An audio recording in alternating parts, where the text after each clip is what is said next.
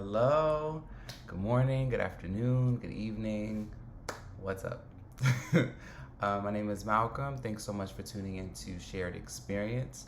I felt a strong urge to create this channel. I've never spoken on like social media or YouTube or anything like that. I talk a lot to my friends, but I've never in a public way like spoken like this. But that is because I feel a strong urge to give more positivity and make this world, in my way, a better place. And so this channel is very much about wellness and spirituality, things that I'm very passionate about, positivity, and just spreading love, spreading joy. So today I wanted to talk about a very important topic: create more peace in your life. This is something that I think everyone could benefit from. Peace. Like, who does not want more peace? I don't think anybody would resist peace. So I want to share in a few minutes about 5, maybe 6 ways to create more peace in your life. And I'm saying inner peace, peace that no one else can take from you. So let's just jump right in. The number one thing that I'm going to say that has changed my life is I highly, highly encourage you to meditate. Meditation is a funky word. Some people throw it around. Some people feel like, oh my God, like it's boring. I don't like it. It hurts my back or whatever. There's a resistance to it, but I think that there is no one way to meditate, first of all. I want to share that with you. You can do a walking meditation where you go on a quiet walk by yourself. It's very much a self thing though. You can meditate in a group, but what I'm talking about is taking time with self. So you can go on a nice long walk, maybe put your headphones in just to block out sound, or maybe put a nice instrumental song on. What basically meditation is being with self and listening to self. That's how I define it. I personally, I'm in my room, I'm in my apartment.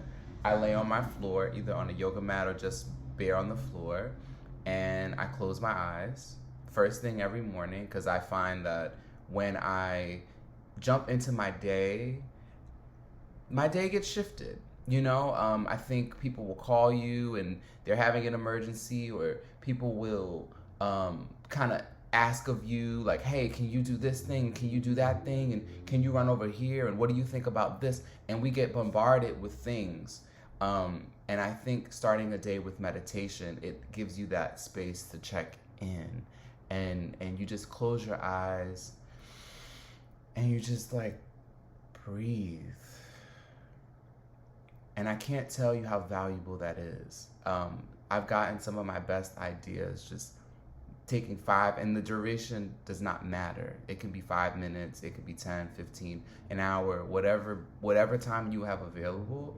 I highly, highly, highly encourage you to just take that moment and just be, and don't distract, don't look at your phone, don't move if you can. Actually, some people, if you want to move, there have been meditations where I crack my hips and I roll my shoulders to get settled. Do what you have to do. But even if you're at work and you're stressed out and you're like, this is a lot, go in the bathroom, sit on the toilet, and just sit there. Like, meditation is free therapy, basically, that you can do. It's a free connection to yourself and to whatever you believe, a higher power, the universe, God, Buddha, whatever you want to call it. I think it is something that is absolutely game changing and brings so much peace, and has dramatically changed my life. So I cannot emphasize that enough. The next thing I'll say is, please get active. You may already be active, and that's great. You may not be so active. You may sit a lot, or just work and go to sleep and repeat. No judgment.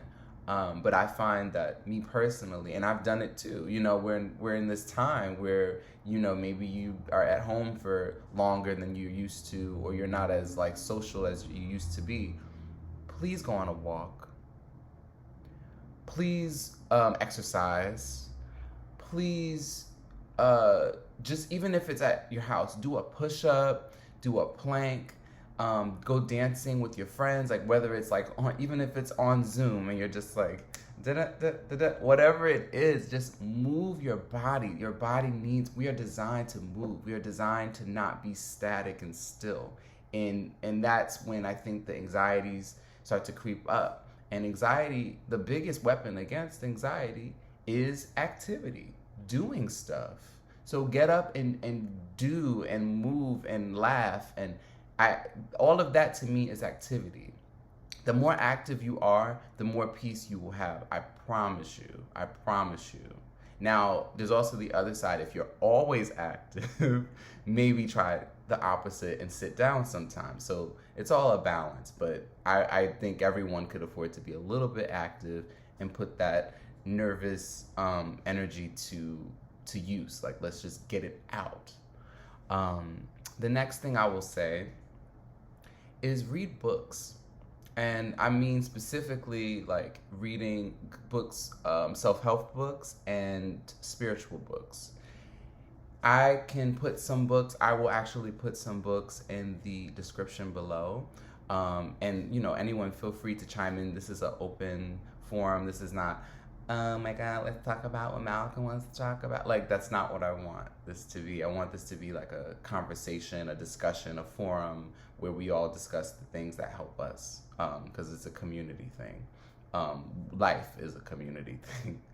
But I have read some books in the last 8-9 months that have really shifted my thinking, some of which The Power of Now really changed a lot for me, because I didn't realize a lot of full disclosure, I suffered from very bad anxiety, very, very deep depression that's been like on and off in my personal life. And that's not something that I ever really talk about. But I mean, I think my closest friends and family know this, but everyone, you know, I'm a happy person, and I'm like, you know, key. I make jokes and I laugh, but some of the most bright, shining people we all know sometimes have things inside going on, and books for me gave me tools.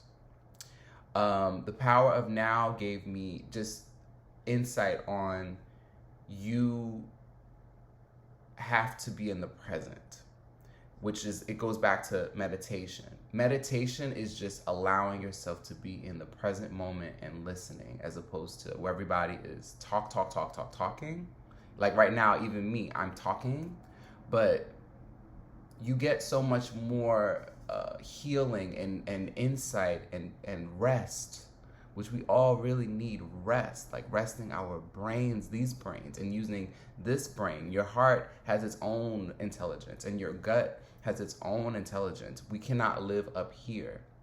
So being in the present moment, just looking at a tree, like I'm looking out my window and I see a tree, looking at nature, spending time with loved ones, like eye contact time, really listening, not waiting to speak. So being in the present moment, that came from The Power of Now. And another one that I can't emphasize, and I'm actually reading second, maybe even a third time, is what is it called? Oh my gosh. A Return to Love. So The Power of Now, Eckhart Tolle. A Return to Love, Marianne Williamson. Changed my life. I could do a separate video about the books and like why those books changed my life, and you don't have to read these books that I recommend below. I just think reading anything, it invites another person, it invites a shift in thinking, you know. And many times I think our problems are just how we think about our problems. Maybe our problems are opportunities. Maybe our problems are places that we can expand and grow, instead of, oh, woe is me, why is this happening? You know, we don't have to shrink from challenges. We can actually grow and get bigger. So books really help me through, and I read books every day. I read, even if it's 5 minutes a day, I have to read a little bit of something to kind of guide my spirit a little bit. The next thing I'll say, and I'm wrapping up, I don't want this to be a long video. I want this to just be like, don't want to take up all your day. Show more love. And I know that you're thinking like, well, I'm feeling down right now. I'm feeling low right now. I'm feeling overwhelmed right now. All of those things are valid. And you have to first show love to you, showing love to yourself by not beating yourself up, by validating yourself. Back to that book comment, a book that taught me how to validate myself and not condemn myself was You Can Heal Your Life by Louise Hay. She says, I'm paraphrasing, but we're all so quick to criticize ourselves and say what we didn't do or what we don't do well. But how often do you approve of yourself and say, I am a kind person. I am great at drawing. I am a great speaker. Like, whatever it is, how often do we do that? Not nearly as often as we criticize. So if you are criticizing you, then what do you think you're doing to your friends and your neighbors and your coworkers and everyone around you? So I think a lot of our problems really do start with self. So showing more love to you gives you more love for everybody else. Everybody. I'm also crazy, so don't mind me. Personalities jump out. But for real though, I think that by showing more love, especially when we are having a tough time, it has a healing effect. And it makes you remember that it's not just my feelings that matter. Everyone around me is going through something. Everyone has their own personal story and their own personal experience. So by showing love, you're creating, you're honestly changing the world. You're doing small acts of love can be life-changing. You might be saving someone's life by holding the door open for them that day, because maybe they're having a terrible day and that small gesture put a smile on their face and gave them hope. So you don't know. So in whatever ways, I'm not saying go out and be Gandhi. I'm saying in whatever small ways that you can show more love, make that decision to do it. Take the opportunity to do it. And I promise you, it is so rewarding. And I found that, again, I can only speak from my own experience because I am not a mental health professional, counselor, shaman, none of these things. I just am an observer of life, always have been. I noticed that when I'm more generous with others, with my time, because you don't have to spend money. Maybe you don't have a lot of money, but we all have time. We all have attention. I can listen to you and show you that I love you and care for you and that you are a valuable human being, versus you're talking to me and I'm looking around and I'm not really there, or I start talking about a completely different topic. That's not a very loving thing to do. So I encourage you to show more love. That is, if we all could do that, we would not have war. We would not have such dramatic conflict. We would all be operating on the same level of human decency. Now, of course, we're not going to agree on everything, but at least we can respect fellow human beings. We don't have to agree on lifestyles or a lot of these things that are seeming to be the heart of a lot of things right now. We can just agree that, well, you're a human, I'm a human. We both deserve love, happiness, joy, shelter, food. Basic human things. So I think show more love. We're getting there. 2 more things. Know when to say no. You will never find peace if you say yes to everybody and everything. Trust me, I have tried it. It doesn't work. You might think, oh, well, this person is sad, so let me do this thing even though I really don't want to do it, but let me do this thing to make them happy. But what happens is you might make them happy in that moment, but guess who you're making unhappy? Yourself. You're not You're not put on this earth to be a servant. We can all be here and, like I said, be loving and do loving things out of the kindness of your heart. Do not do loving things out of obligation. That is something completely different. Because then what happens is you're creating resentment. It's, oh, I didn't get to do, because here's what happened for me, example. I'm very much an artist and a lot of things, I wear a lot of hats, but sometimes I found in my life, throughout the years that I've been working, that for instance, maybe I didn't go take a dance class this day because I felt, well, this person really needs me. But I am also trying to work as a dancer. I would sacrifice my needs sometimes to deal with another person's feelings. Now, is that okay to do sometimes? Like in an extreme emergency, if you feel it's warranted, of course, you can set your stuff aside. That is a very beautiful thing to do. But how often do you do that? That's a question I want to pose to you. How often do you set your goals aside for someone else? That is not loving to yourself. Now, I suggest if you have something that you know you really want to do personally, and someone comes to you needing your help, you can say, I would love to talk to you, but I have to do X, Y, and Z, but I will call you back. I almost like fell out just now saying that, because that's something that took me like 25, 26 years. I'm 27 now. It took me almost my whole life to learn that I don't have to stop what I am doing to still love this person. I can say, I will call you back at such and such a time when I am more able to help you. That is a loving thing, because at least you showed you care. You care enough that you will make time in your day to call them back, but I also love myself enough to do what I need to do.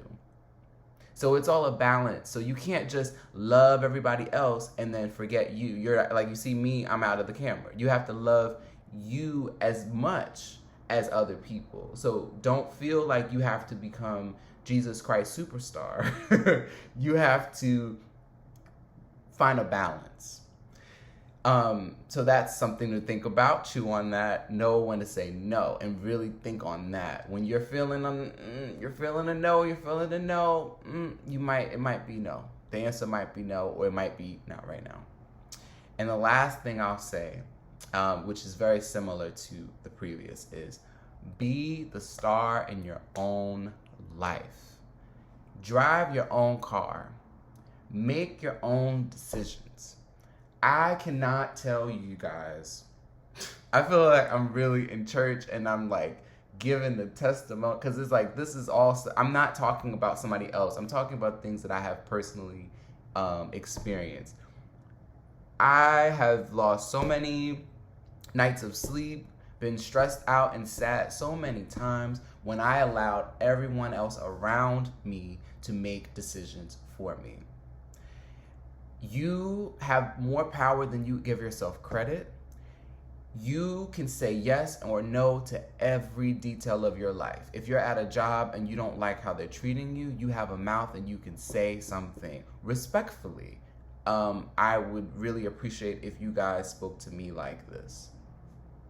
No disrespect there, but that is being the star in your own life, as opposed to just, well, I need this job and they're going to talk to me how they're going to talk to me, and I'm just going to put my head down and take it, and then go home and be mad at the world.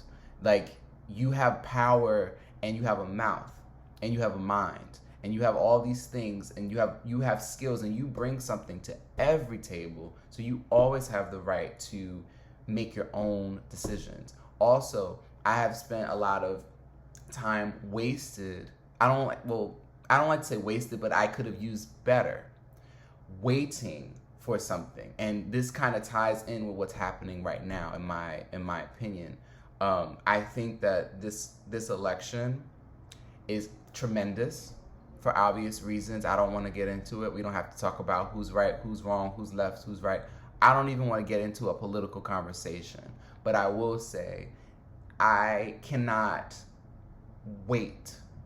I can't sit and wait for an outcome. I have to let go and let God. That's what I personally believe. You know, to me, God, the universe, all the same. But I have to leave things, pray and ask for what I want from the universe. I want this type of outcome, and leave it there. And now I have to take action.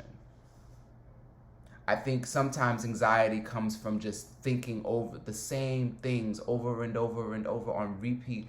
Oh, I hope this. I'm worried about that. I'm afraid of this. I'm afraid of that. Anxiety's greatest enemy, the weakness of anxiety, is action. If you are worried about where your next dollar is going to come from, go look for a job.